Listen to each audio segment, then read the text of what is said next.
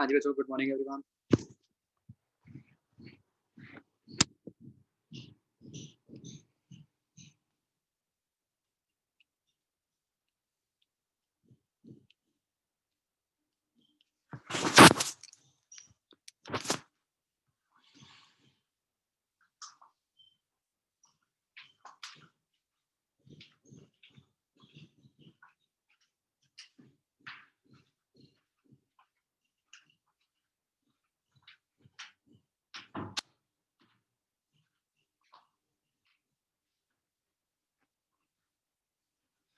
हाँ जी, तो बच्चों iQuest खुलने का अपडेट ये है कि अभी आपकी मतलब in few days doubt classes start होंगी फिजिकल।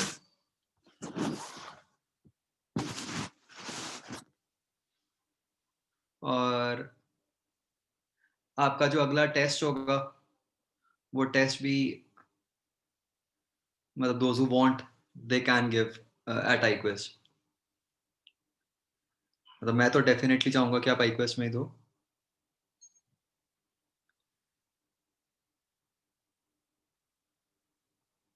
नहीं, कंपल्सरी नहीं कर सकते क्योंकि some of you are not in Patiala, तो उनको इसके लिए ये तो नहीं कह सकते कि स्पेशली पटियाला के टेस्ट तो नहीं, अभी हॉस्टल्स नहीं भी ओपन होंगे।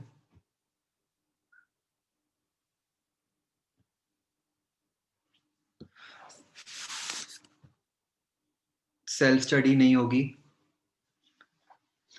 क्योंकि वो तो अलाउड ही नहीं है ना। मतलब जो इनके एसओपीज हैं, रूल इज कि बच्चा अकेला नहीं रह सकता, नहीं तो वो मतलब कोविड फैला देगा। तो मतलब बच्चे के साथ हमेशा टीचर होना चाहिए।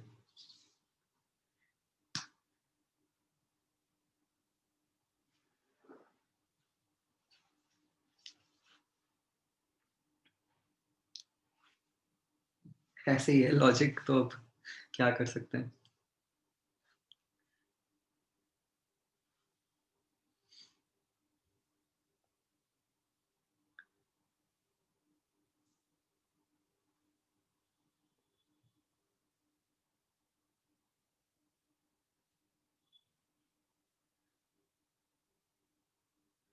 इन्होंने पर्टिकुलरली टीचर लिखा है, तो मतलब मैं अब सेल्फ स्टडी के लिए तो रिस्क लेने के बिल्कुल ही हक में नहीं हूँ। Sir yes. सर जो फिर जो ऑनलाइन डाउट क्लास होती थी वो नहीं, वो तो जो है चलेगा ही। मतलब वो जो ऑनलाइन था उसमें कोई चेंज नहीं आ रहा। हाँ, उसमें कोई चेंज।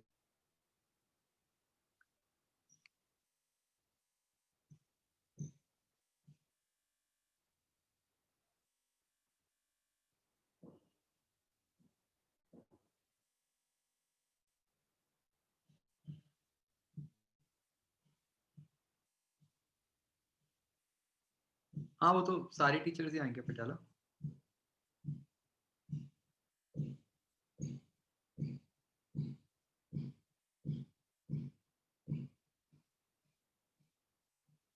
हाँ, तो मैं ये कह रहा था कि नेक्स्ट टेस्ट आपका iQuest में होगा।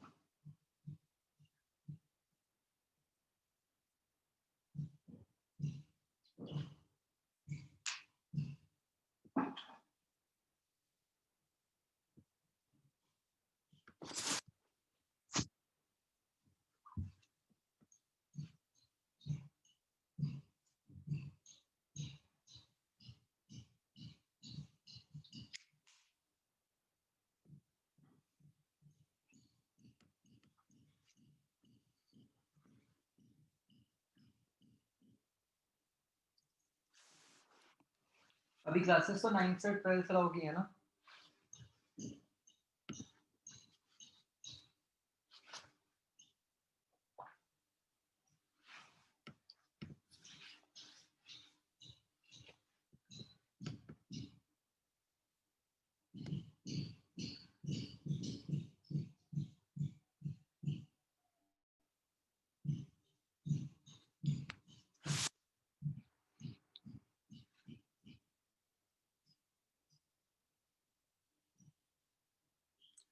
वैसे तो बच्चों मेरी तो पता नहीं समहाउ इंट्यूशन ये है कि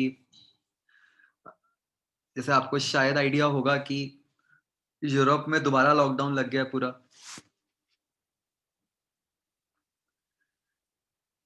तो इंडिया में भी सारे कह ही रहे हैं कि सेकंड वेव आएगी आएगी। अब तो ये भी कह रहे हैं कि कम्युनिटी ट्रांसमिशन भी बढ़ रहा है इंडिया में। तो तो प्लस वो तो अब पता ही है कि अब इंडिया में तो कौन ही परवाह कर रहा है, मतलब सब खुले ही घूम रहे हैं हर जगह। तो पता नहीं क्यों I have a strong intuition कि ये एक बार खुलेगा जरूर जो थोड़ा कुछ है, इसके बाद फिर बंद हो जाएगा।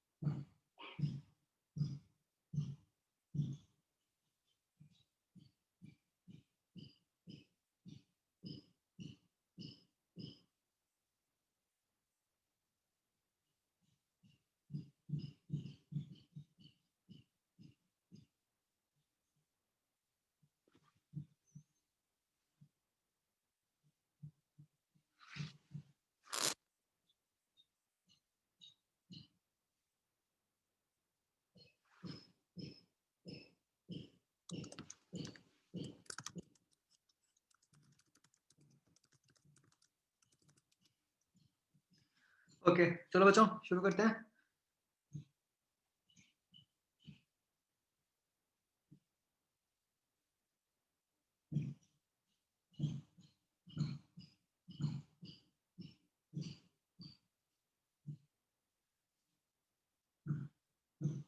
एक्सरसाइज 0 जे पार्ट बच्चों, कोई डाउट्स?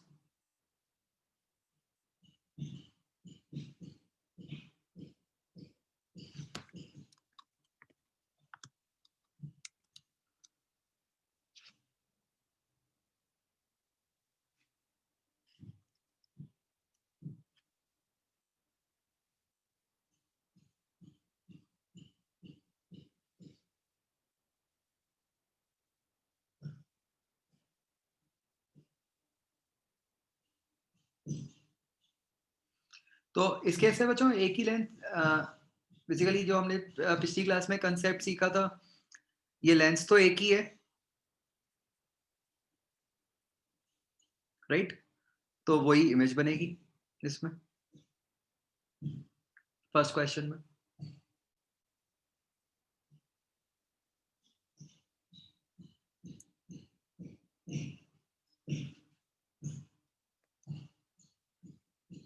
आगे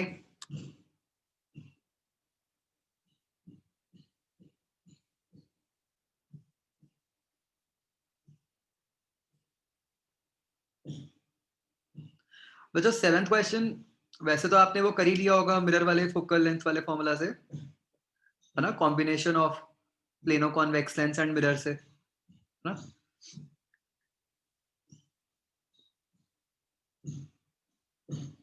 इसका एक दूसरा तरीका भी है कि मिरर का काम क्या होता है बच्चों, ये ना उस तरीके से सोचो जैसे हमने वेव्स में सीखा था ना, डॉपलर इफेक्ट में।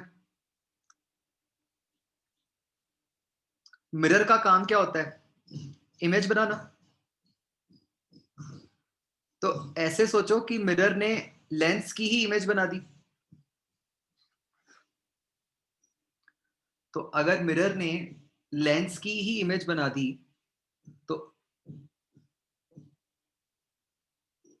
तो एक तरीके से कैसा लेंस बन गया? इस तरीके का।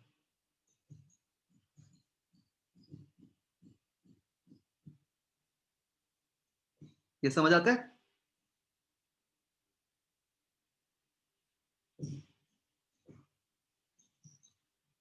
ना?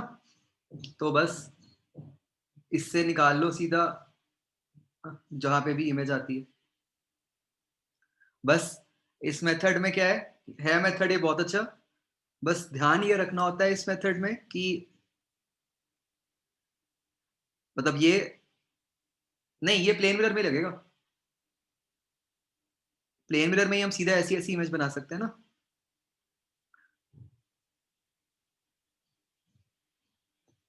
बट ये ध्यान रखना है, मतलब सिर्फ मिरर प्लेन होना चाहिए, आगे लेंस जो मर्ज़ी हो उससे फ़र्क नहीं पड़ता। मिरर प्लेन होना चाहिए। क्योंकि प्लेन मिरर की आप इमेज सीधा बता सकते हो ना कैसी बनती है।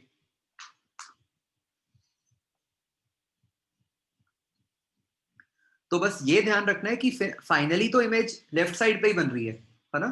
ये तो जो हमारी ट्रिक है, उसमें वो राइट पे आ गई। मतलब इसको सॉल्व करके लेट्स से आपका ये डिस्टेंस 20 सेंटीमीटर आ गया। तो ये आपको समझना पड़ेगा कि यार वो असली में तो -20 ही है ना? क्योंकि मतलब बन तो लेफ्ट साइड पे ही रही है इमेज।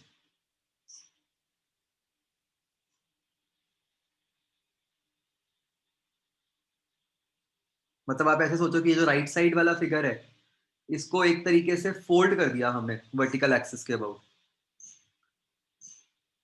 तो ओरिजिनल सिचुएशन बन जाएगी, है ना?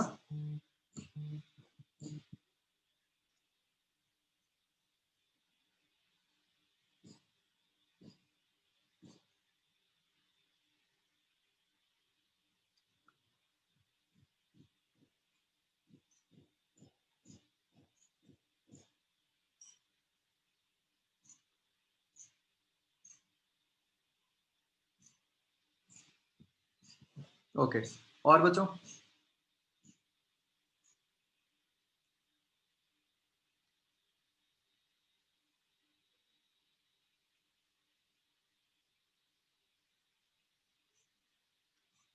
10th का आंसर ठीक है, ट्राई अगेन।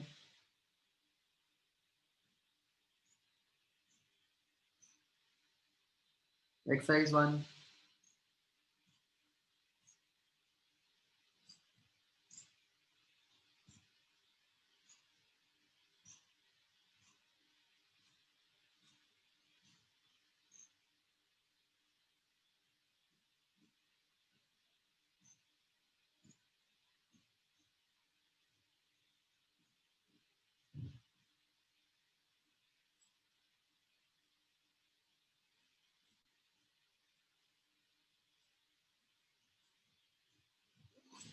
फिफ्थ क्वेश्चन में फाइनल v निकाल लो, फिर v बाई u कर दो।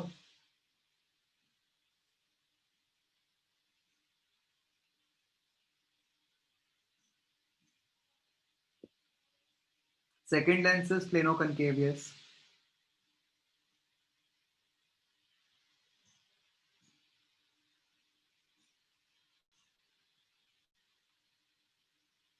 आगे बच्चों।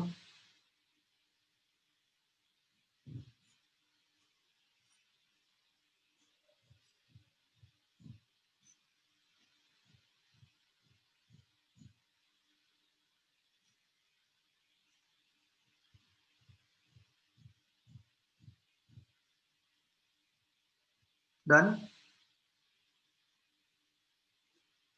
ऑलराइट।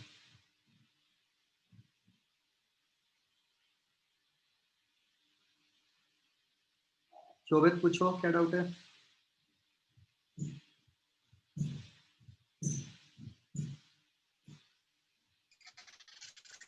सर थ्योरी में दे रखा है कि जो दो कन्वर्जिंग लेंस है अगर वो d डिस्टेंस पे रखे हो तो उसके बारे में पूछ रखा था। तो हम उसमें इक्विवेलेंट लेंस की पोजीशन कैसे निकाल, मतलब क्या होता है उसका कि इक्विवेलेंट लेंस?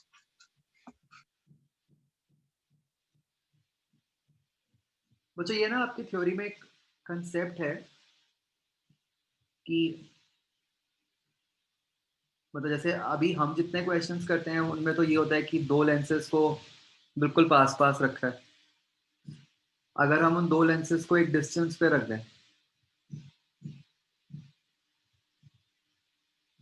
तो इस अरेंजमेंट की इफेक्टिव फोकल लेंथ निकालना। ठीक है? तो अब अंडरलाइन कंसेप्ट तो फिर वही है कि आपने एक तरह से ये निकालना है कि पैरेलल रेज कहाँ पे कन्वर्ज कर रही हैं, उससे फोकल लेंथ निकाल सकते हो। बट अब यहाँ पे एक डिफरेंस आ गया कंपेयर टू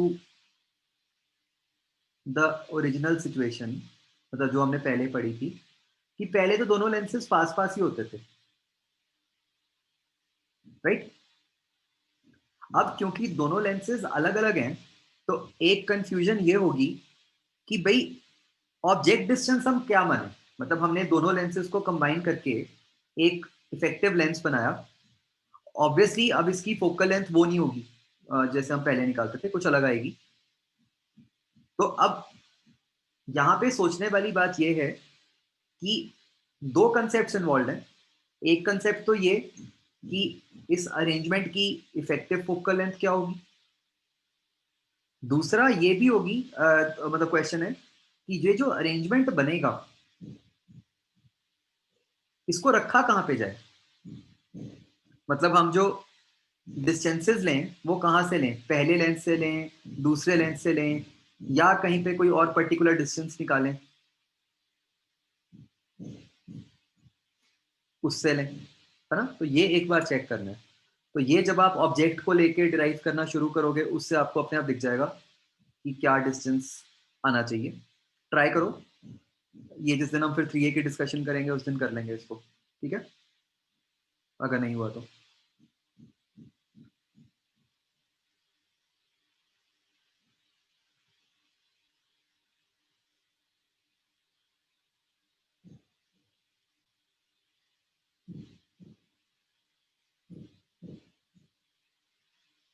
ओके, तो बच्चों ये अब अपना आईआईटी वाला पोर्शन खत्म हो गया ऑफ रे ऑप्टिक्स। अगला कंसेप्ट हम पढ़ेंगे माइक्रोस्कोप, ठीक है, माइक्रोस्कोप एंड टेलीस्कोप। ये मेंस और नीट में है। Eye is not in your course, कोई भी एग्जाम में नहीं है आई, मेंस नीट बोर्ड्स किसी में भी नहीं।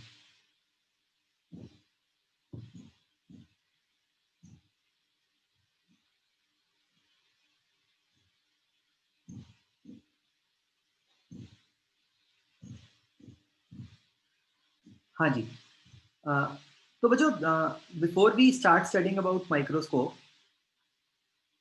एक हम बात समझते हैं बेसिक। हम अपने आसपास वाले ऑब्जेक्ट्स को बड़ा या छोटा किस तरीके से समझते हैं, मतलब मैं क्वेश्चन पुट करता हूं, ऐसा क्यों है कि जो हमारे घर की अभी दीवार है वो हमें बड़ी लग रही है और जो सन है वो हमें छोटा लग रहा है, लेकिन असली में तो हमें पता है कि सन बहुत बड़ा है और दीवार बहुत छोटी है कंपैरेटिवली, तो हमें तो दीवार बड़ी लग रही है, ऐसा क्यों है?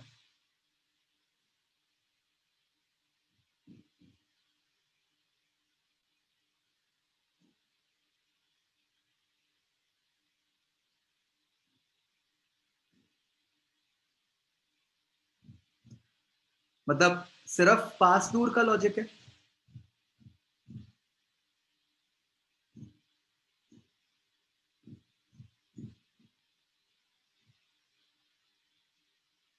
मतलब उसको किसी बेटर फॉर्म में पुट करो, मतलब मैं बस ये कह दूं कि जो ऑब्जेक्ट दूर है वो छोटा दिखेगा।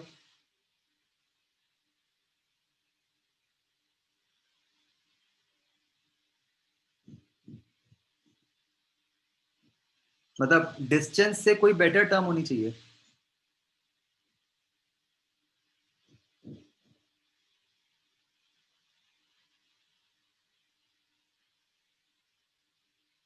मतलब हाउ विल यू कंपेयर, मतलब अगर आप, मतलब ऐसा भी तो हो सकता है ना, सेम डिस्टेंस पे, चलो सेम डिस्टेंस पे रख देते हैं हम, सन को रख दिया और एक सन से बड़े स्टार को रख दिया लेट से, तो वो बड़ा स्टार तो और बड़ा भी दिख ही रहा है। तो मतलब फाइनली एक ऑब्जेक्ट कितना बड़ा दिखता है, हम सिर्फ ये तो नहीं कह सकते कि वो डिस्टेंस डिपेंडेंट है, वो ऑब्जेक्ट के साइज पे भी तो डिपेंड करेगा ही।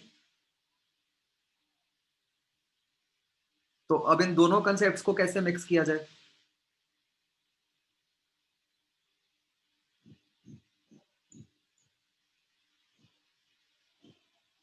डिस्टेंस का भी रोल है, ऑब्जेक्ट के साइज का भी रोल है।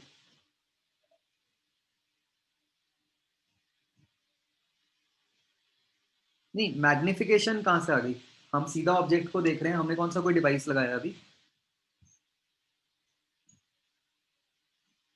तो this is something like size upon distance, right? अब ये साइज अपॉन डिस्टेंस क्या होता है? एंगल होता है, राइट? तो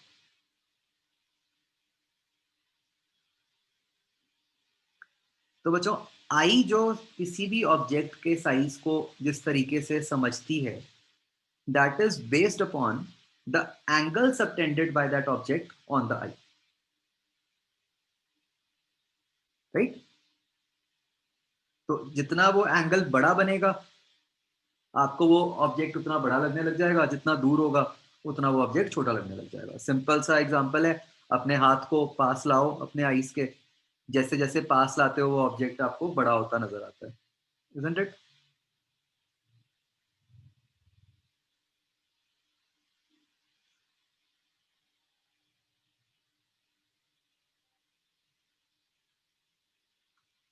तो ये नोट करो कि आई perceives the size of any object based upon the angle subtended.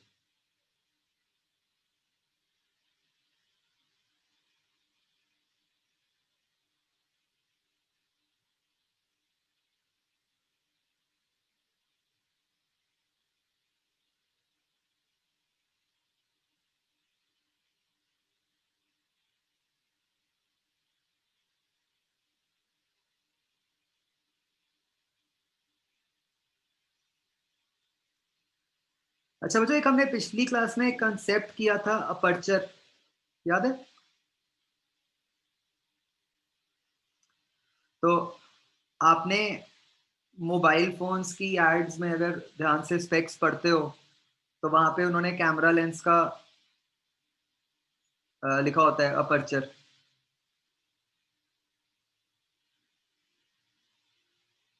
तो सबसे पहले ये बताओ कि मतलब आपको पता कैसे चलेगा कि अपर्चर छोटा है या बड़ा है, अगर आप सीधा कंपेयर करो without looking at the specs?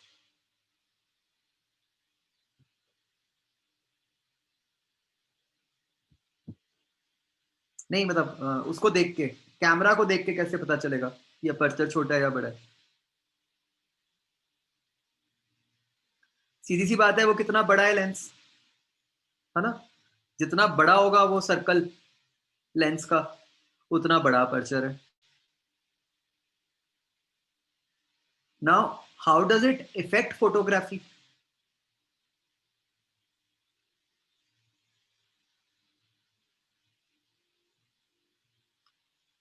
जितना अपर्चर बड़ा होता है बच्चों, उतनी ज्यादा लाइट आएगी, ठीक है? अपर्चर का कोई रोल नहीं है फोकस के साथ। जितना अपर्चर बड़ा होगा उतनी लाइट ज्यादा आएगी, जितनी लाइट ज्यादा आएगी उतनी आपकी मतलब ज्यादा डिटेल कैप्चर कर सकते हो आप, ज्यादा ब्राइट फोटो कैप्चर कर सकते हो आप, ठीक है?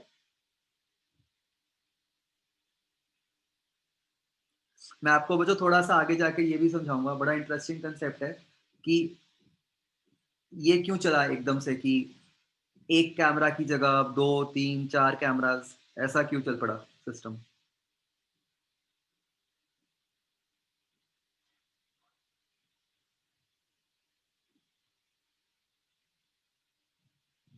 तो ये बच्चों फिगर बना लिया। अब बच्चों इसका मतलब अगर हमें अपनी आई को कोई भी ऑब्जेक्ट बड़ा दिखाना है, तो इसका मतलब हमें आई के ऊपर एंगल बढ़ाना है, ठीक है? तो फॉर द नॉर्मल केस, जब हम कोई डिवाइस यूज नहीं कर रहे लेट से, तो मैं कैसे बड़ा कर सकता हूँ एंगल? आपको बच्चों फिगर से ये तो क्लियरली समझ आ रहा है कि एंगल बड़ा करने के दो ही तरीके हैं, या तो ऑब्जेक्ट को पास ले आओ, राइट, या ऑब्जेक्ट का साइज बड़ा कर दो, ठीक है? अब मैंने कहा कि हमने कोई डिवाइस तो यूज करना नहीं, तो इसका मतलब ऑब्जेक्ट के साइज को तो हम छेड़ नहीं सकते, अगर तो हम कोई डिवाइस यूज करते, कोई लेंस वगैरह, फिर तो हम ऑब्जेक्ट के साइज को ही मैग्नीफाई कर देते, बड़ा कर देते। तो वो तो हम यूज नहीं कर रहे। तो अब दूसरी ऑप्शन क्या बची कि बस ऑब्जेक्ट को आईज के पास लेके आए।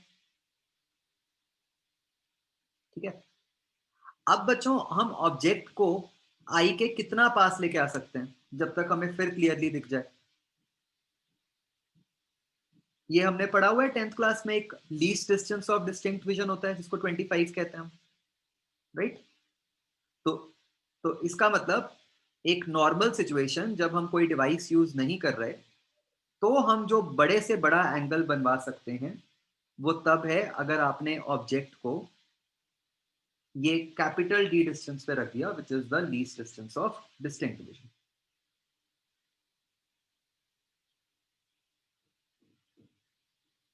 राइट।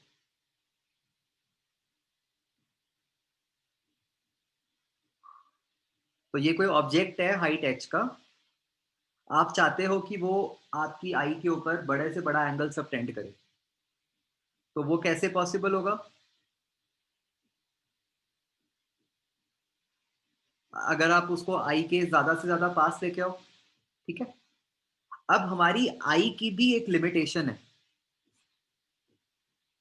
हम नॉर्मली आई से 25 सेंटीमीटर दूरी तक ही देख सकते हैं। उससे अगर हम पास लेके आते हैं तो हमें ऑब्जेक्ट क्लियरली नजर नहीं आता।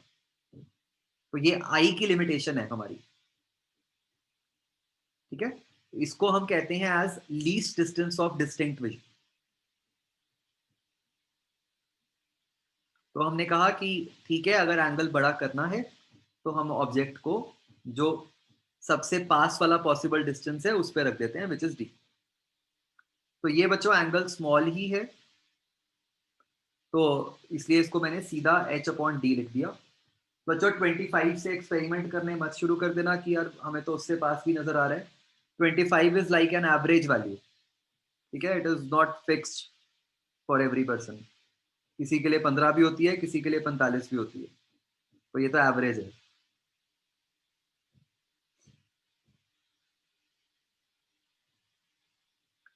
क्या बच्चों यहां तक समझ आया?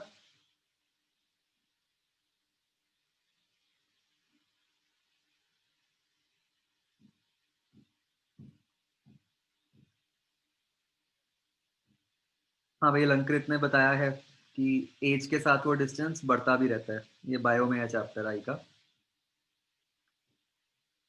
तो वो बच्चों खैर आपने 10th में भी थोड़ा सा पढ़ा हुआ है। वो क्या होता है कि वो लेंस, मतलब आई की एबिलिटी कम हो जाती है फोकल लेंथ को चेंज करने की, इसलिए वो डिस्टेंस बढ़ता जाता है। एनीवेज, वो अलंकृत को याद रखना है, हमें नहीं। तो अब बच्चों यहाँ पे काम आएगा जो हम डिवाइसेस यूज करेंगे। ठीक है, तो अब हम चाहते क्या है, किसी तरीके से एंगल बढ़ाना। ठीक है, कि ऑब्जेक्ट का आई के ऊपर एंगल बढ़ जाए। राइट, ये हमारा पर्पस होगा जो हम आगे चीजें पढ़ेंगे। ठीक है, तो हम बच्चों सबसे पहले केस लेते हैं एक सिंपल माइक्रोस्कोप का। एक simple microscope is nothing but a convex lens. ठीक है, तो हमने एक कॉन्वेक्स लेंस लिया बच्चों, ऑब्जेक्ट ऑफ हाइट h को रखा उससे डिस्टेंस u पर। ठीक है, u डिस्टेंस बोल रहा हूं मैं, ध्यान रखना। वहां से हमने रेज बनाई।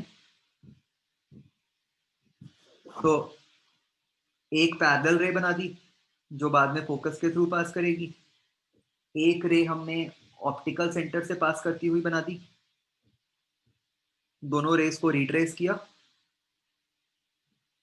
तो इसकी इमेज बन रही है h डैश। ठीक है, हम बच्चों ये मान रहे हैं कि जो आई है वो लेंस के बिल्कुल ही साथ में है। तो मतलब आई से डिस्टेंस कहो या लेंस से डिस्टेंस कहो, वो एक ही बात है। ठीक है, इस फिगर से बच्चों आप ये बता सकते हो कि हमने ऑब्जेक्ट को किस पोजीशन पे रखा होगा लेंस के कंपैरिजन में, जैसी ये इमेज बन रही है उसके हिसाब से।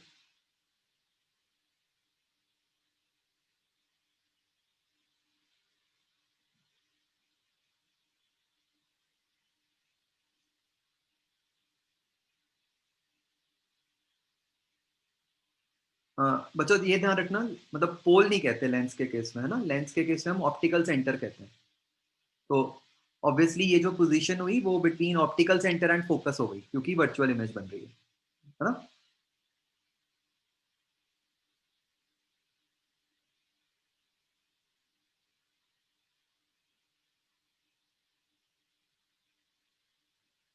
तो ये फिगर बनाओ बच्चों।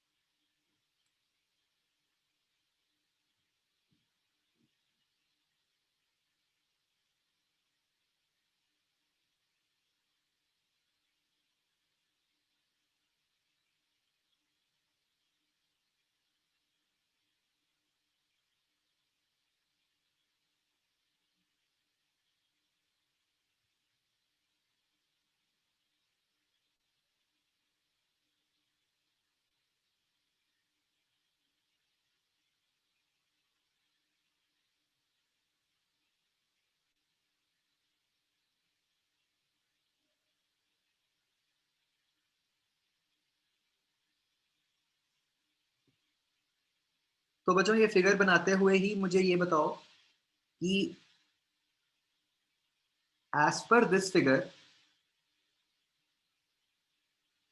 what is the angle subtended by the object on the eye?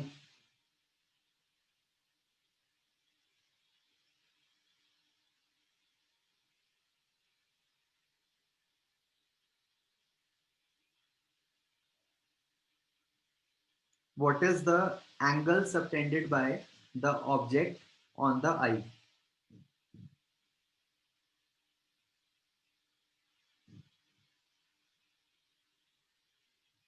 Theta, है ना।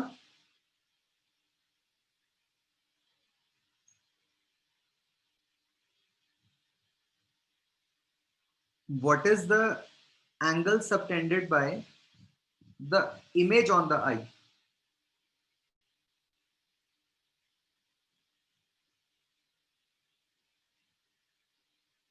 It is still theta,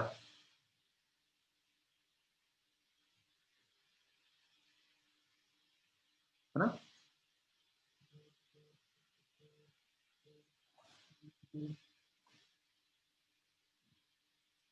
okay, तो theta is the angle subtended by object on the eye, and theta is also the angle subtended by the image on the eye. Theta कैसे है देखो, एक ये triangle बन गया आपका,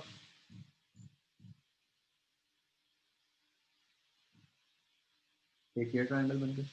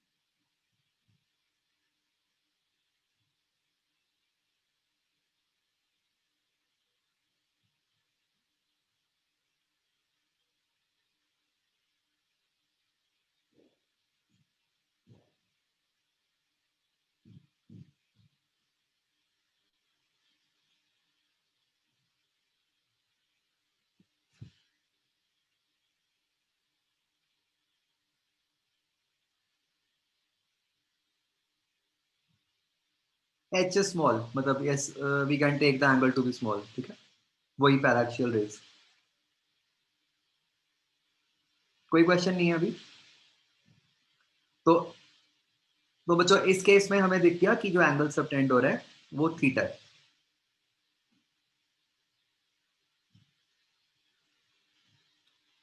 तो मतलब बच्चों एक बात समझो आप, इस डिवाइस ने कोई एंगुलर मैग्निफिकेशन नहीं प्रोवाइड की हमें, इजंट इट? ऑब्जेक्ट भी एंगल थीटा ही सबटेंड कर रहा था, और जो इमेज है वो भी एंगल थीटा ही सबटेंड कर रही है। क्या ये बात समझ आ रही है बच्चों?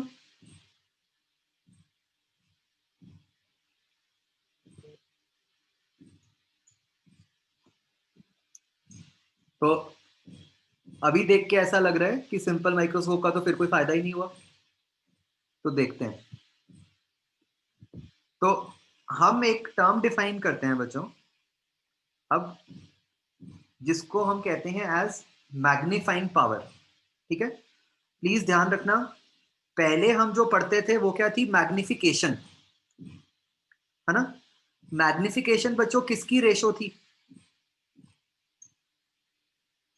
और image size upon object size. ठीक है, यहां पे बच्चों जो मैग्नीफाइंग पावर है वो भी एक रेशो है, बट ये जो रेशो है इसको बहुत ध्यान से देखना, इसमें कंफ्यूजन हो जाती है। This is the ratio of angle subtended bye, चाहे ऑब्जेक्ट कह लो चाहे इमेज कह लो, with the device.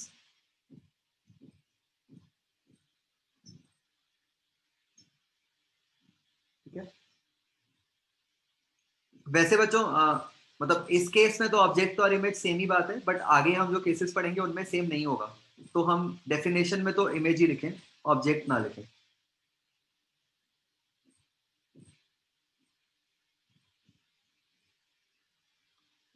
This is angle subtended by image with device. अब बच्चों डिनोमिनेटर में ये आता है कि मैक्सिमम एंगल विदाउट डिवाइस। ठीक है, इसको बहुत ध्यान से समझना। ये जो रेशो है ये किसकी है?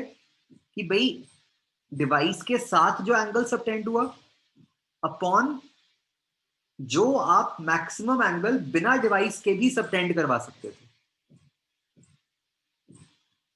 ठीक है, तो this is very different from जो हम अभी तक पढ़ते आए थे मैग्निफिकेशन। वहां पे तो जो रेशो थी वो इमेज और ऑब्जेक्ट की थी, यहां पे रेशो इमेज और ऑब्जेक्ट की नहीं है। बहुत बार बच्चों को ये कंफ्यूजन हो जाती है, वो मान लेते हैं angle subtended by image with device upon angle subtended by object with on the eye. ठीक है, तो हम ये कह रहे हैं, हमने जो रेशो बनाई है, हम ये कह रहे हैं कि भाई पहले तो आप ये निकाल लो कि बिना डिवाइस यूज किए आप कितना मैक्सिमम एंगल सबटेंड करवा सकते थे उसका आई पे। ठीक है, वो कैसे होगा? जो हमने पहले फिगर बनाया था, डी डिस्टेंस पे लाके, है ना? और फिर हम कह रहे हैं कि अब न्यूमरेटर में लिख लो वो वाला एंगल जो डिवाइस के साथ सबटेंड हुआ। तो बेसिकली वो क्या बन गया? Theta upon theta naught. तो बच्चों थीटा हमारा क्या है? H by you. Theta naught क्या था? H by D. तो ये मैग्नीफाइंग पावर बन गई D upon you.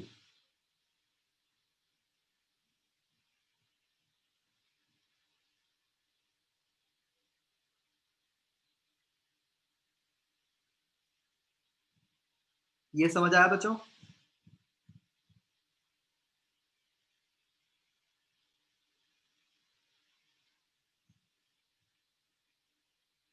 H dash by we लिख लें या एच बाय यू लिख लें, वो तो सेम ही बन गया ना इस फिगर में। जहां डिफरेंट होगा वहां वैसे लिखेंगे।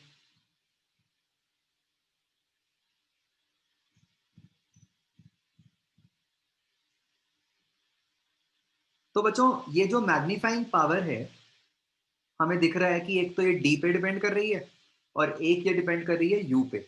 यू क्या है कि हमने कितने डिस्टेंस पर ऑब्जेक्ट को रखा है। ठीक है,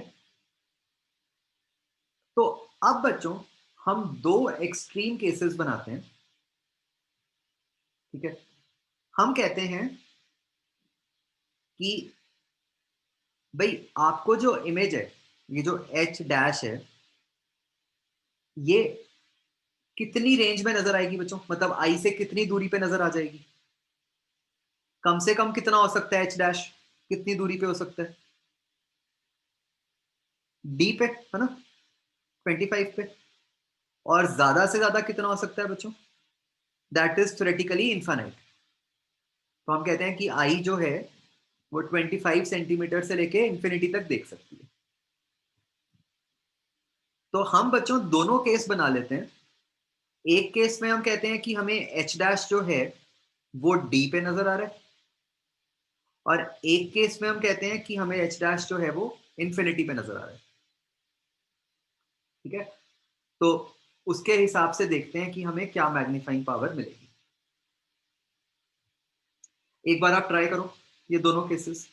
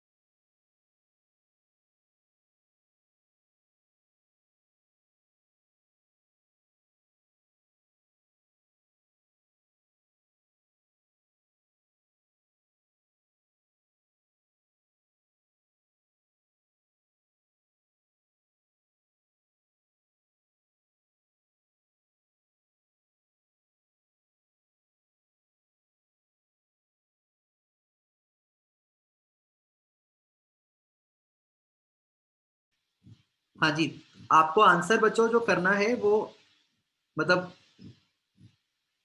आपके आंसर में एक तो डी आएगा और एक एफ आएगा। दो केसेस कौन से हैं, जब इमेज एक केस में कैपिटल डी पे बन रही है और एक केस में इमेज जो है वो इंफिनिटी पे बन रही है।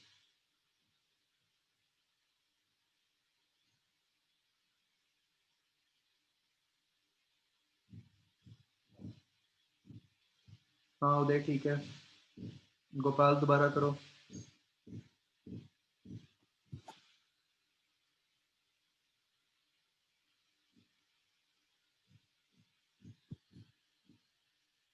हाँ, मैग्नीफाइंग पावर बतानी है बच्चों। आज कोई प्रेस कॉन्फ्रेंस है उसकी, एचआरडी मिनिस्टर की। होपफुली वो तुम्हारा भी कुछ पता है।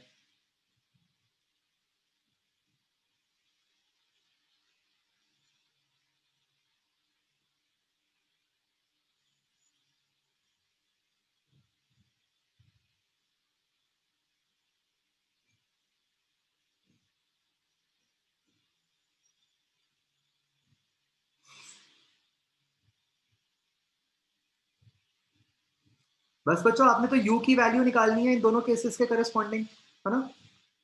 उसको बस सब्स्टिट्यूट कर दो फॉर्मूला में।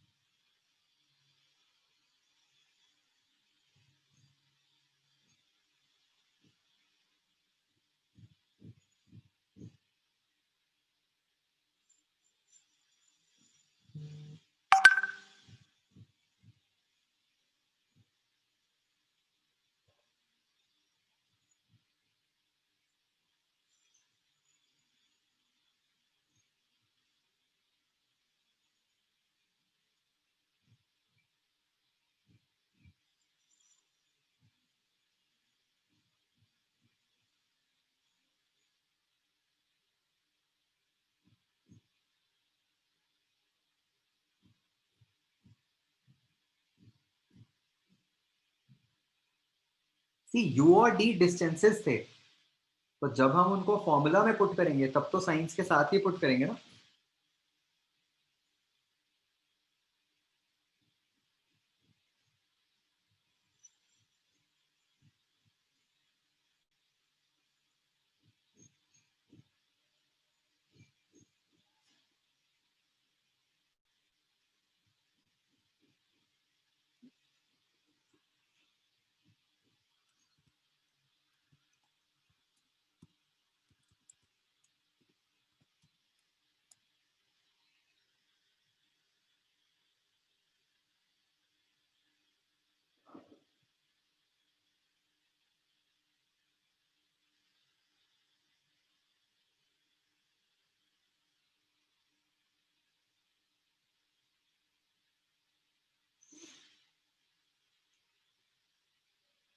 हाँ बच्चों ने समझ आया केस वन।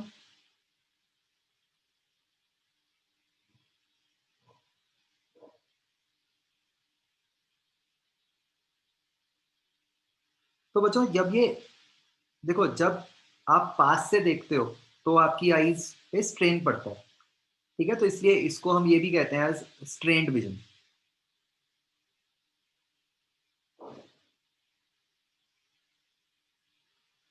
तो बच्चों ये पहला केस समझ आया।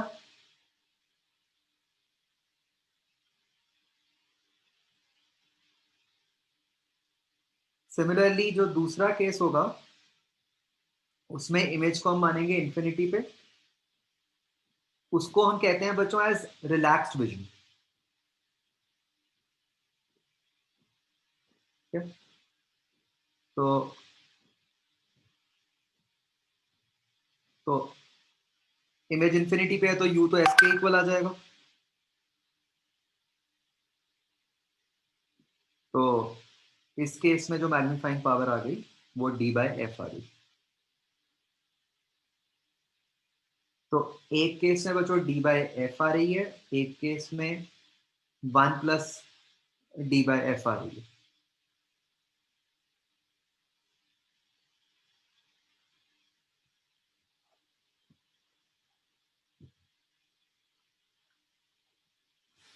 तो हाँ, d तो फिक्स्ड ही है 25 सेंटीमीटर।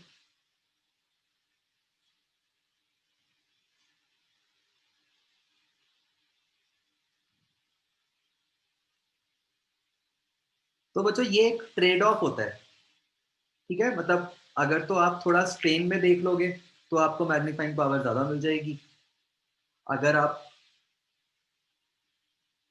बिल्कुल रिलैक्स देखना चाहते हो तो आपको मैग्नीफाइंग पावर जो है वो कंपैरेटिवली कम मिलेगी। ठीक है?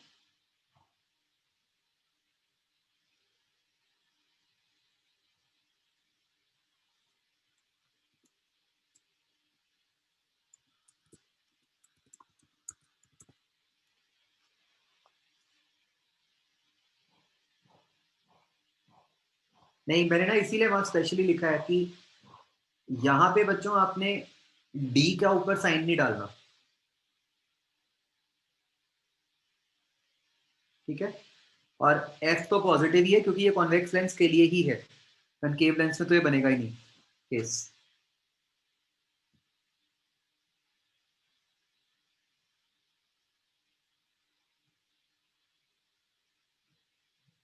ठीक है? देखो सीधा याद रखो, डी डिस्टेंस है, उसके ऊपर कोई साइन नहीं डलेगा।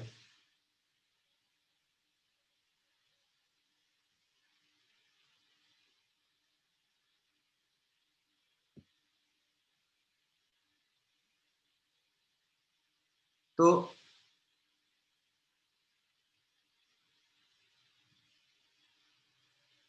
u जो हमने ऊपर लिखा था, जब हमने d बाई यू लिखा है, तो ये u डिस्टेंस है। फिगर में देखो, u डिस्टेंस है। ठीक है ना?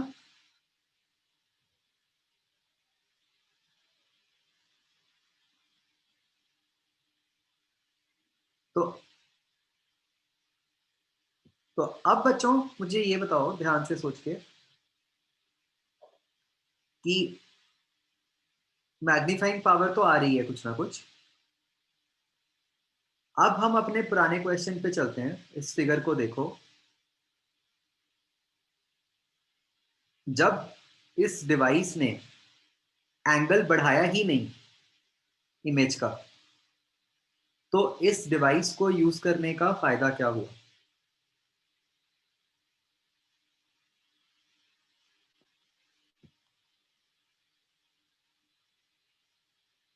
ध्यान से सोचो, आपको समझ आ जाएगा।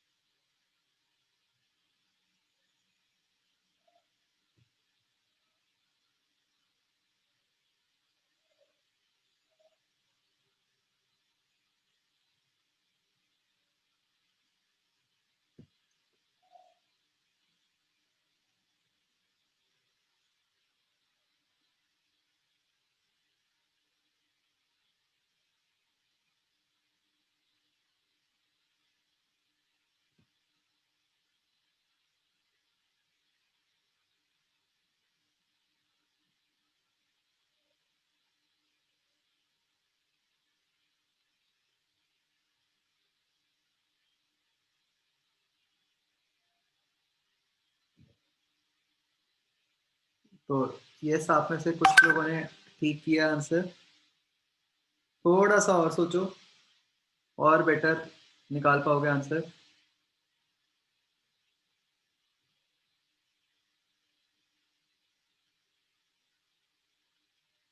फिगर से बड़ा क्लियर हो रहा है।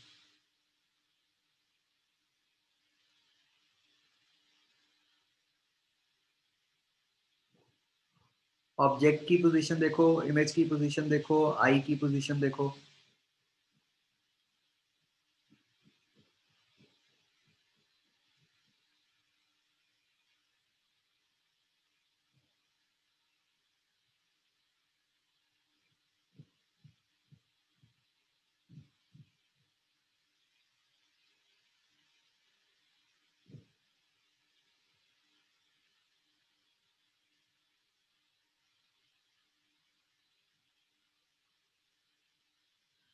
तो बच्चों देखो, नॉर्मली तो हम ऑब्जेक्ट को आई से डी डिस्टेंस से कम पे रख ही नहीं सकते थे, क्योंकि अगर डी से कम रखेंगे तो दिखेगा ही नहीं हमें, है ना? तो एक सिंपल माइक्रोस्कोप ने क्या किया है कि इस केस में बच्चों, जब आपने जैसे ड्राइव किया होगा ये दोनों केसेस में, आप देखो कि जो आपका U आएगा वो D से कम आएगा। ठीक है, मतलब हम कर क्या रहे हैं कि हमने असली में ऑब्जेक्ट को आई के बहुत पास ले आए, हम डी से भी पास ले आए।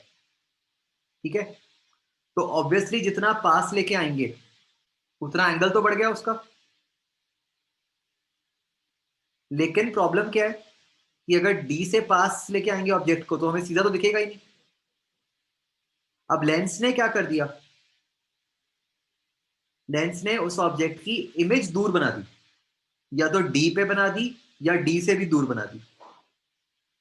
ठीक है, उसने एंगल नहीं चेंज किया, है ना।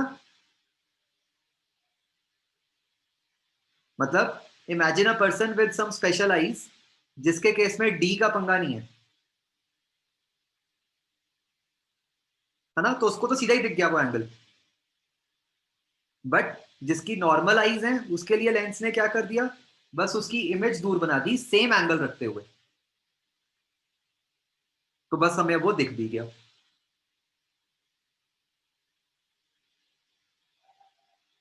ये बात समझ आ गई बच्चों?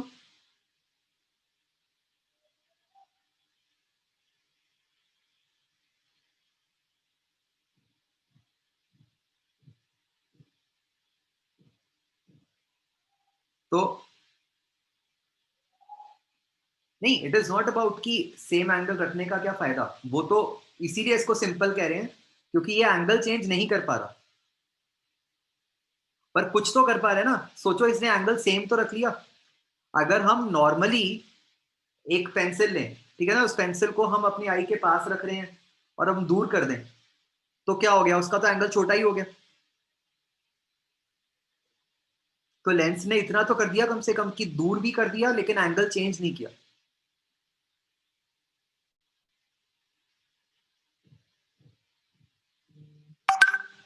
है ना। तो मतलब इस लेंस ने आपको वो वाली इमेज मैग्निफिकेशन दे दी, मतलब वो वाला एंगल दिखा दिया जो कि नॉर्मली आपकी आई को नहीं नजर आता क्योंकि आपने ऑब्जेक्ट को कम डिस्टेंस पे रखा है डी से, राइट।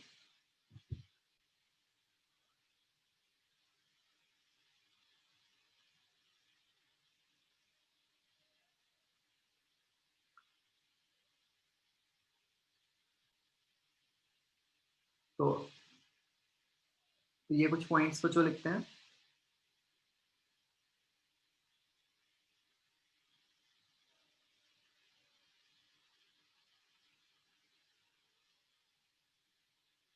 तो सबसे पहले जो हमने समझा बच्चों, अ सिंपल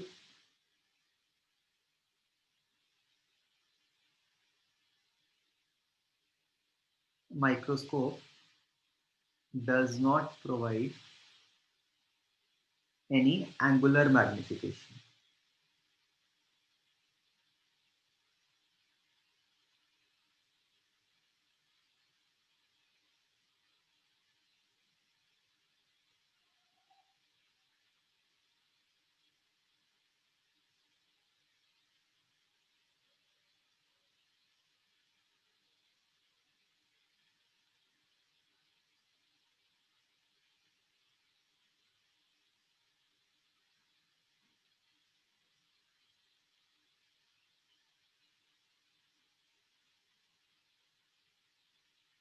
तो ये बच्चों सिंपल माइक्रोस्कोप जो होता है ये कंपाउंड माइक्रोस्कोप का एक पार्ट होता है, वो हमें अभी आगे समझ आ जाएगा। कंपाउंड माइक्रोस्कोप में इसको एज आईपीस यूज करते हैं।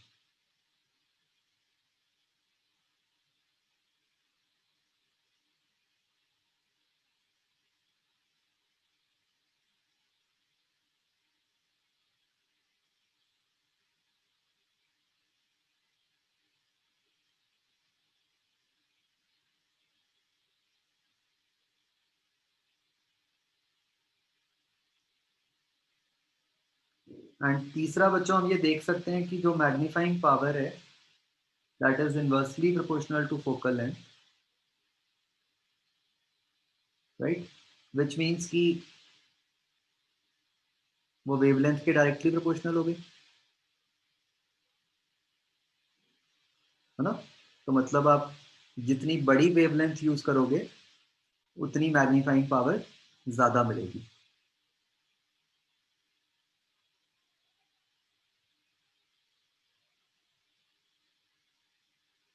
क्या ये समझ आया बच्चों?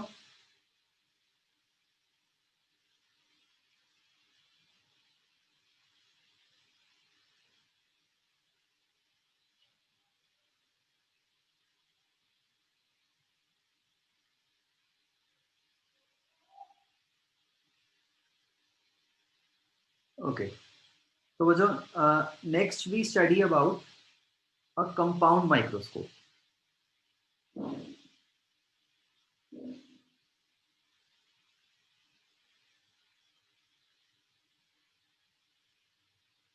तो कंपाउंड माइक्रोस्कोप में बच्चों हम दो लेंसेज यूज करते हैं, ठीक है। ये बच्चों इस तरीके का फिगर बन जाता है।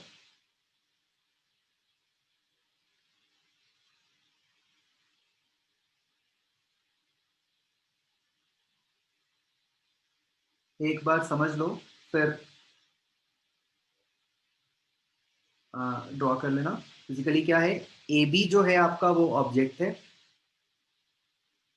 ए बी से लाइट रेस पहले वाले लेंस के थ्रू पास कर रही हैं जिसको हम बोलते हैं एज ऑब्जेक्टिव। ऑब्जेक्टिव ने उसकी इमेज बनाई एच डैश, जो कि हम देख सकते हैं कि इन्वर्टेड इमेज है, रियल इन्वर्टेड इमेज है। अब ये जो इमेज है this will act like object for the second lens which is eyepiece, जिसने उसकी एक इमेज पीछे बना दी A double dash B double dash, right.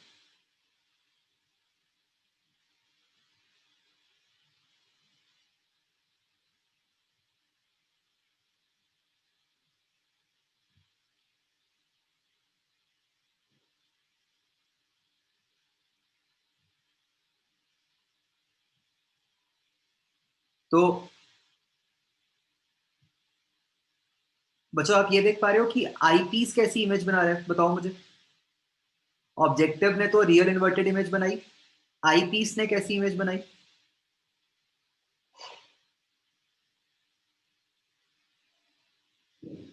That is virtual and direct image, right. मतलब हम ये इंश्योर करेंगे कि जो ऑब्जेक्टिव इमेज बनाता है, राइट, वो आईपीस के सेंटर और फोकस के बीच में बने, ठीक है, सो दैट वो वर्चुअल इरेक्ट इमेज बना सके।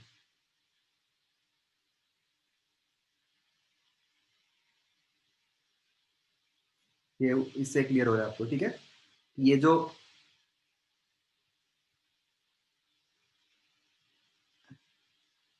बी डबल डैश नहीं आएगा, ये बी डैश आएगा सिर्फ, है ना यहाँ पे।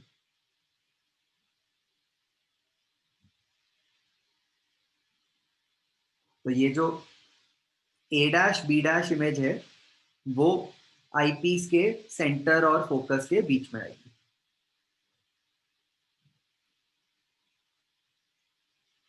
ठीक है बच्चों। ये फिगर ड्रॉ कर लो।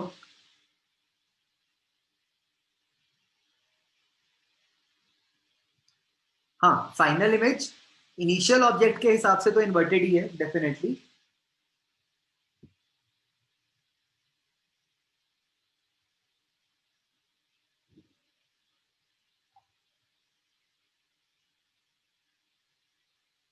तो ऑल्दो बच्चों इस फिगर में तो आई काफी दूर बनाई हुई है आई पीस से,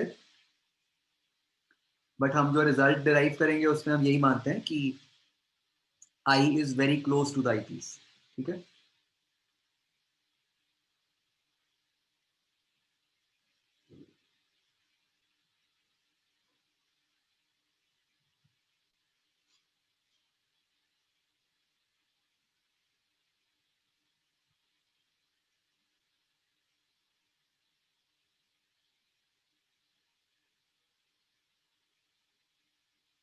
तो तो ये नाम कैसे डले हुए हैं बच्चों? जो ऑब्जेक्ट के पास है उसको ऑब्जेक्टिव बोल दिया, जो आई के पास है उसको आई पीस बोल दिया।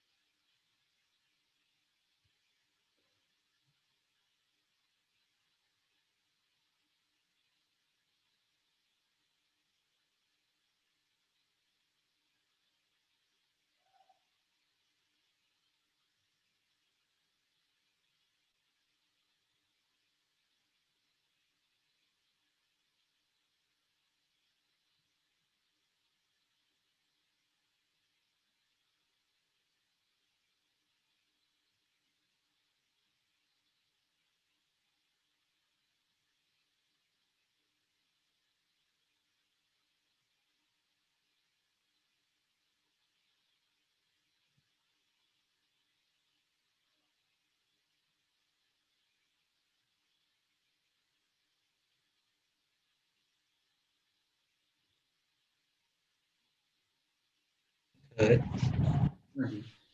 ये एल क्या है?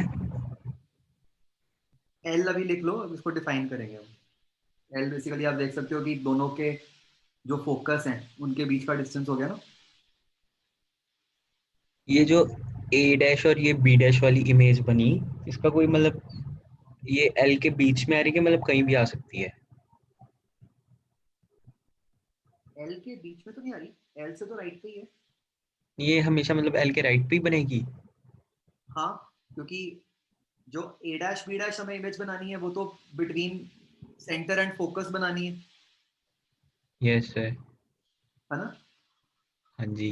और जो एल डिस्टेंस है वो किसके बीच में है? वो तो दोनों के फोकस का डिस्टेंस है।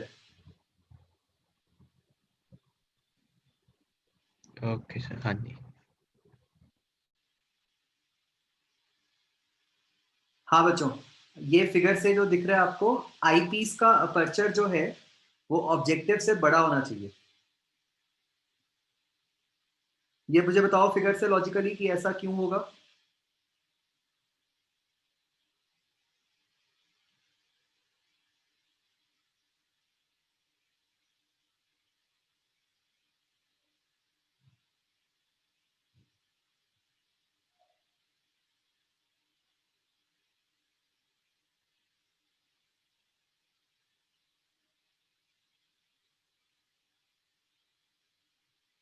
हाँ, मतलब अगर ये हम आई पीस का अपर्चर बड़ा नहीं लेंगे तो फिर उससे तो रेज पास ही नहीं करेंगी,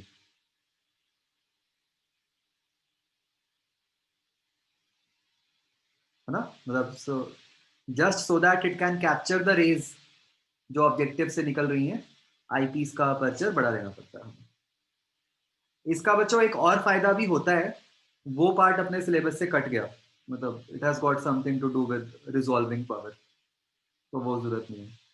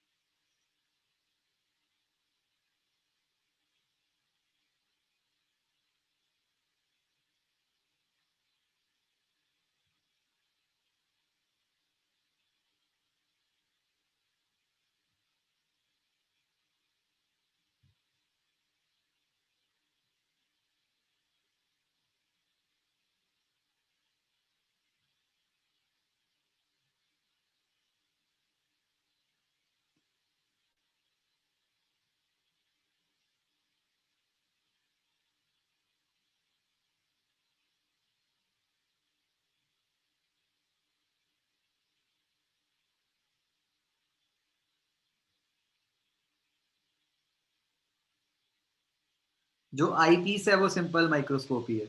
यस।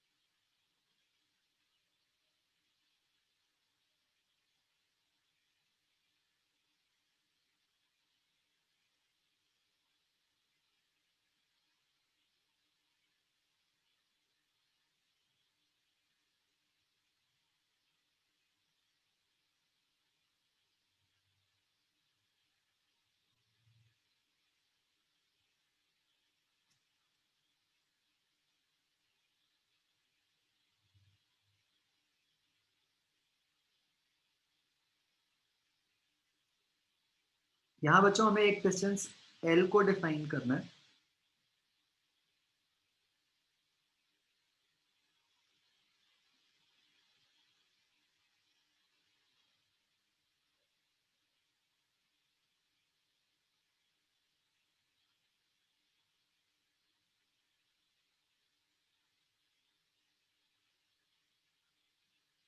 तो बच्चों क्योंकि हम एक लेंस का राइट साइड वाला फोकस ले रहे हैं, एक का लेफ्ट वाला फोकस ले रहे हैं, तो इसलिए हम थोड़ा क्लियरली लिख रहे हैं कि एल क्या है।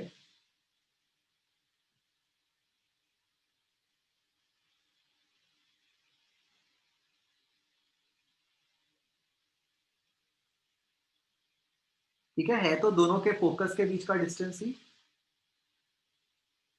बट एक के राइट वाला है, एक दूसरे के लेफ्ट वाला है।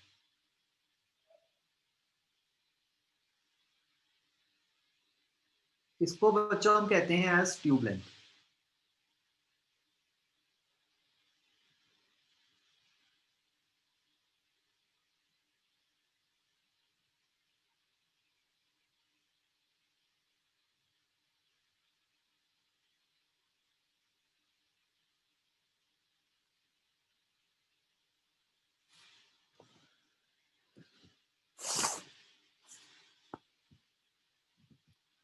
तो बच्चों सबने असली में देखा तो हुआ ही है, माइक्रोस्कोप देखा हुआ है।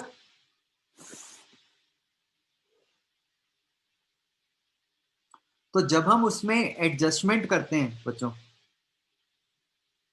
वो एडजस्टमेंट करके हम क्या चेंज करते हैं बताओ, कौन सी क्वांटिटी चेंज होती है? ट्यूब लेंथ, है ना। बाकी सारी क्वांटिटीज तो फिक्स्ड ही हैं। आप लेंस की फोकल लेंथ तो चेंज करने से रहे। तो basically what you very is the tube length.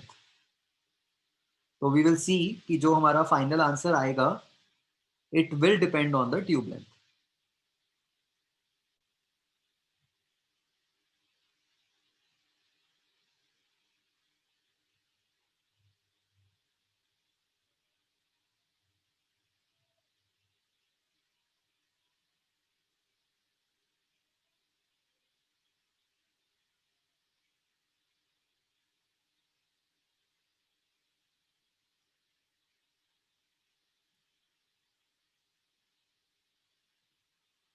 Image inverted बन रही है, वो कोई बड़ी प्रॉब्लम नहीं है, वो तो हम कोई भी मिरर वगैरह लगा के या कोई और डिवाइस लगा के उसको सीधा कर लेंगे, वो कोई दिक्कत नहीं है।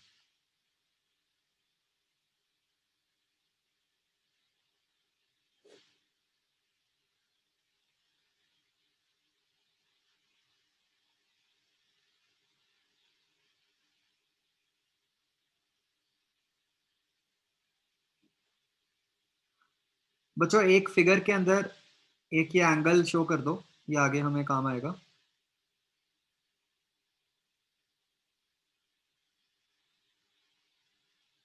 Let's call this angle as beta.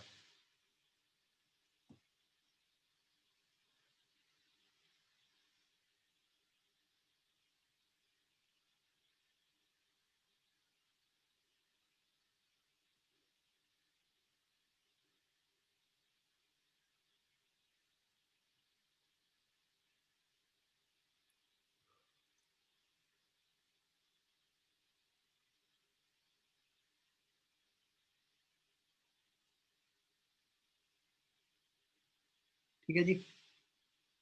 तो बच्चों पहले वाले जो लेंस है, जो ऑब्जेक्टिव है, उस कारण से हमें लीनियर मैग्निफिकेशन कितनी मिली?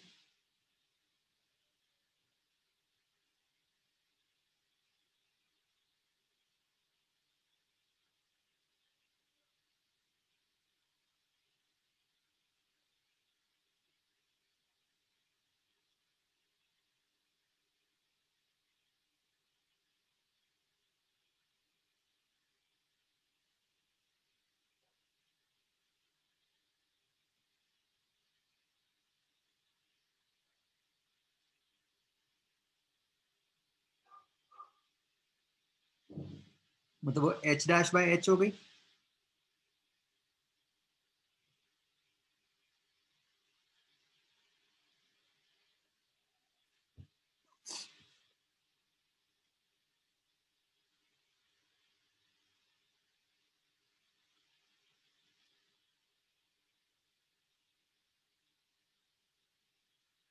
Right.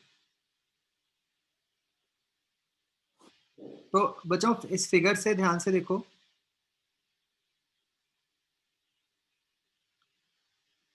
Is it also equal to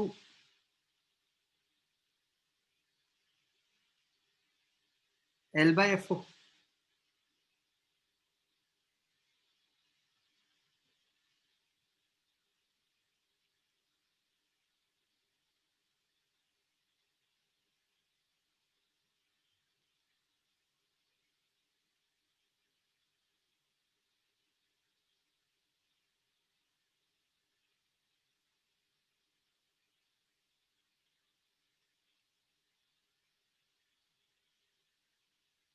है ना?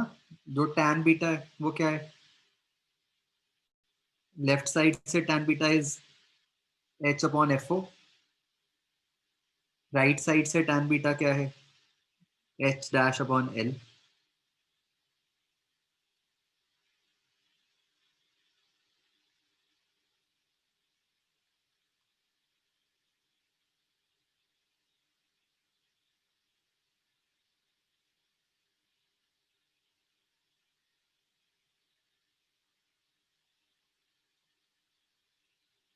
देखो मुझे क्लियर हो रहा है सबको?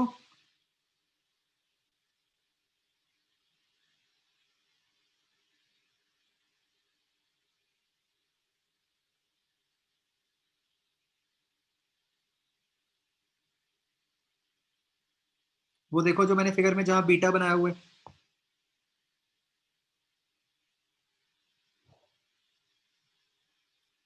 tan बीटा क्या बन गया राइट साइड वाले ट्रायंगल से?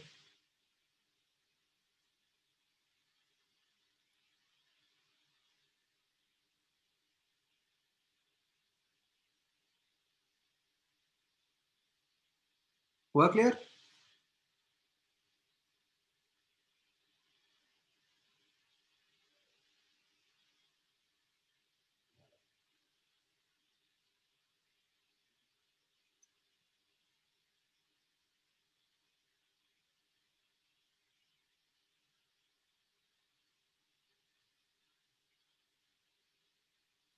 नहीं, वो जो रे है वो फोकस ही पास कर रही है ना, हमने पैरेलल रे बनाई हुई है।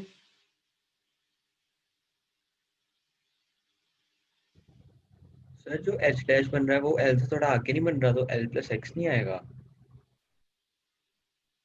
आप एंगल देखो बीटा मैंने कौन सा लिया,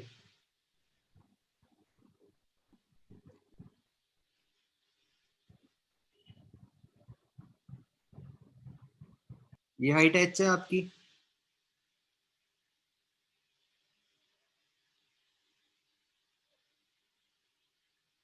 इस वाले पॉइंट से देखो ना, ये जो ब्लू डॉट बनाया मैंने, ब्लू के राइट पे डिस्टेंस तो L ही है, ये ब्लू डॉट क्या है? फोकस ही तो है। सर फिर जो हाइट हो वो एच डैश तो नहीं हुई, मतलब कम ही हुई उससे? क्यों? ये वाला ट्रायंगल देखो ना, ये वाला। हाँ जी, तो मतलब इसका बेस तो मतलब एल से बड़ा ही है, क्यों L ये से मतलब बड़ा? एल एल अच्छा प्लस वो, एक्स नहीं है? ठीक है ठीक है, हाँ वो मैं समझ गया, उसको बच्चों हम नियरली उसके इक्वल मान लेते हैं। ठीक है, वो मतलब हम ये मानते हैं कि जो ये जो इमेज बन रही है ए डैश बी डैश, ये नियरली फोकस के आसपास ही बनती है, उस assumption के साथ ही आता है। राइट।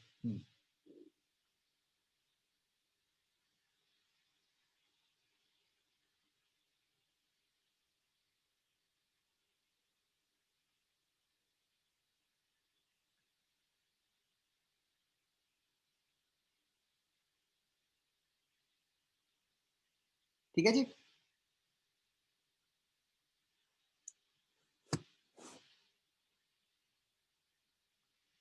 तो तो बच्चों ये मैग्निफिकेशन हो गई ऑब्जेक्टिव की। तो फिर से अब दो केसेस बन जाएंगे।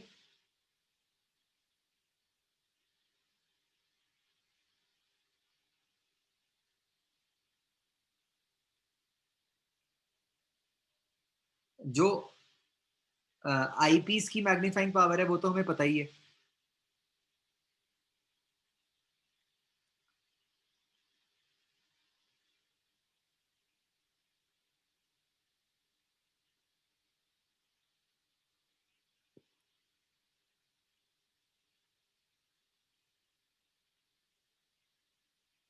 तो अगर तो हम बच्चों स्ट्रेन्ड विजन मानते हैं, फिर जो हमारी मैग्नीफाइंग पावर बन जाएगी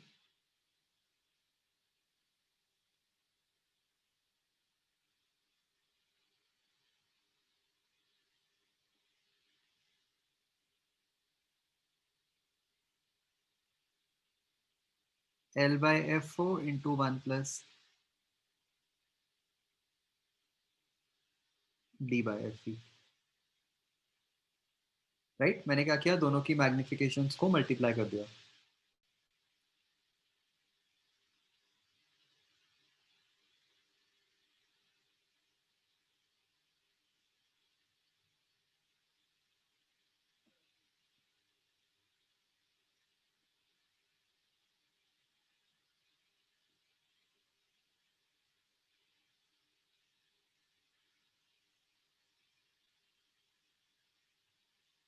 एंड जो दूसरा केस है नॉर्मल विजन वाला,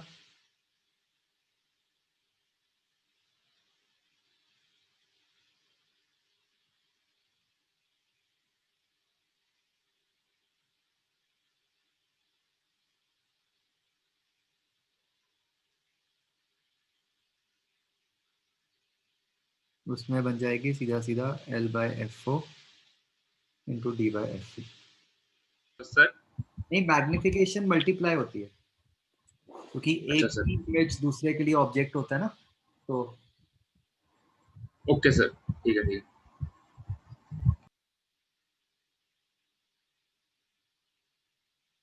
तो बच्चों हमारे पास ये दो रिजल्ट्स आ जाते हैं for magnifying power of a compound microscope.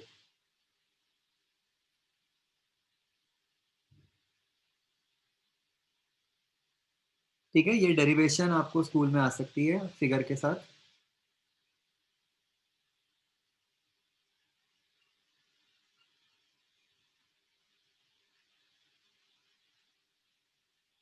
इस डेरिवेशन में एक कहीं गड़बड़ है, वो आपने सोच के बताना है मुझे।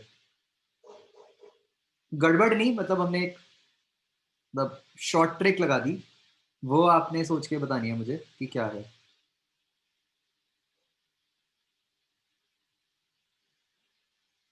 ठीक है, फॉर्मूला तो यही है।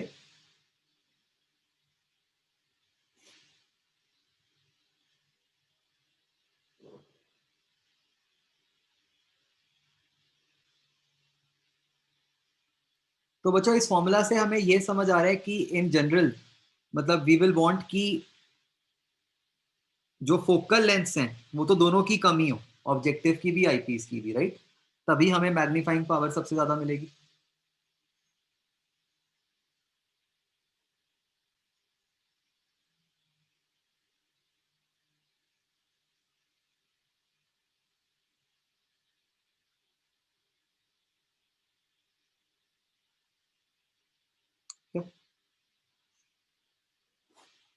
चलो, तो बच्चों आपका होमवर्क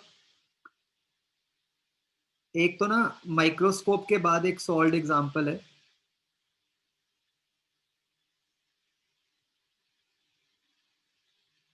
आपने वो करना है। और एक्सरसाइज 01 में बच्चों क्वेश्चंस कंबाइंड है माइक्रोस्कोप टेलीस्कोप के, आपने माइक्रोस्कोप वाले सारे क्वेश्चंस देख के करने हैं। ठीक है,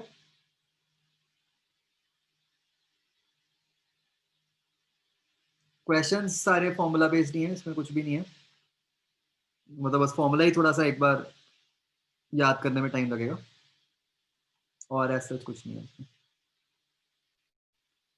ठीक है, चलो ठीक है बच्चों, ओके, बाय।